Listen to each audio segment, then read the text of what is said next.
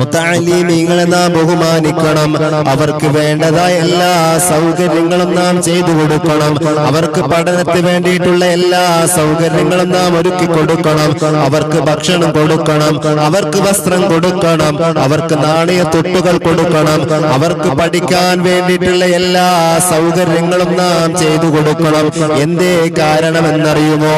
അവരുടെ പദവിയെ കുറിച്ച് ഹബീബായ മുഹമ്മദുർ റസൂലുള്ളാഹി സ്വല്ലല്ലാഹു അലൈഹി വസല്ലമ തങ്ങൾ പറഞ്ഞു തരികയാണ്, വിദ്യ തേടുന്ന വിദ്യാർത്ഥിക്ക് മരണം ആസന്നമാവുകയും ആ അവസ്ഥയിൽ തന്നെ അവൻ മരിക്കുകയും ചെയ്താൽ അവൻ ഷഹീദാണെന്ന് ലോകത്തിന്റെ നേതാവ് സയ്യിദുനാ മുഹമ്മദുർ റസൂലുള്ളാഹി സ്വല്ലല്ലാഹു അലൈഹി വസല്ലമ തങ്ങൾ നമ്മെ പഠിപ്പിക്കുകയാണ്.